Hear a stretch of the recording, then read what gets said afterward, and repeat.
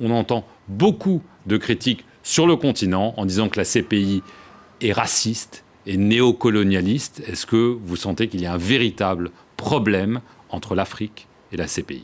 Oui, le problème existe, il y a un malaise, il y a une vive tension. Il y a un rejet même. Je ne dirais pas totalement cela, parce que cela ne s'est pas matérialisé par un écrit. Mais ce qui est certain, il y a aujourd'hui des vives critiques, une récrimination, et il faut en tenir compte. Est-ce qu'il y a un risque que certains pays africains décident de se retirer de la Cour pénale internationale ? Ce n'est pas impossible, mais ce qui est certain, c'est qu'aujourd'hui, ces récriminations sont très fortes et les critiques ne sont pas aussi illégitimes. Elles méritent d'être examinées. Il va de soi qu'aujourd'hui, je le dis aussi, les faits sont têtus. Seuls les Africains sont face à la Cour pénale internationale. Les cas qui sont examinés. C'est anormal.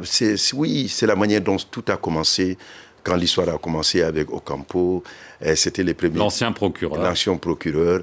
C'était les États africains qui avaient saisi la Cour pénale internationale, ce qui est permis. Mais il se trouve que depuis lors, il n'y a pas d'évolution. On a tout l'impression qu'il n'y a pas de poursuite contre d'autres... Pour des raisons politiques ? Pas nécessairement, parce que je ne crois pas nécessairement qu'il y ait une volonté du procureur de ne pas poursuivre ailleurs, mais c'est cette perception qui reste à l'heure actuelle. C'est pourquoi, pour délégitimer la critique, il faut nécessairement qu'il y ait d'autres poursuites contre d'autres ressortissants d'autres pays. Et cela va laisser vraiment croire que nous sommes alors dans une justice qui touche tout le monde, non une justice discriminatoire à géométrie variable. Alors, je veux revenir quand même sur l'exemple qui a beaucoup frappé.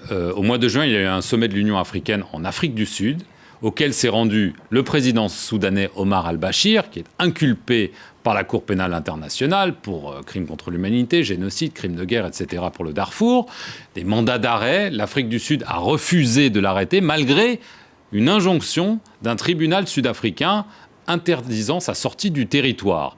Et maintenant, l'ANC, donc le parti au pouvoir, dit qu'il faut que l'Afrique du Sud quitte la CPI. Pour vous, c'est un symbole terrible quand même pour la CPI. L'Afrique du Sud, l'ANC, des symboles de la lutte pour la démocratie et les droits de l'homme, disent la CPI, on n'en veut plus. Oui, c'est très fort, il faut quand même le noter. Mais je voudrais dire que l'Afrique du Sud a joué un rôle très important dans la création de la Cour pénale internationale, dans la promotion et dans le soutien. Mais elle n'en veut plus. Aujourd'hui, cela fait partie d'un moment de cette histoire qu'il y a entre l'Afrique et la Cour pénale internationale. Rappelons-nous que la Cour pénale internationale reste une juridiction de dernière instance. Elle serait une juridiction qu'on n'utiliserait pas si l'ensemble des États africains jugeaient les crimes de sa compétence dans leur propre pays. Est-ce que vous espérez que très bientôt, la Cour pénale internationale va véritablement amener à La Haye des gens hors Afrique? Est-ce qu'on a parlé de la Palestine, la Syrie et l'Irak, c'est compliqué parce qu'ils ne sont pas États partis à la Cour, mais peut-être des cas individuels. Est-ce que vous pensez que c'est urgent? Oui, à mon avis, il faut actuellement qu'il y ait une action dans ce sens-là, des poursuites qui sont engagées vers d'autres régions du monde. Je pense que cela est en cours.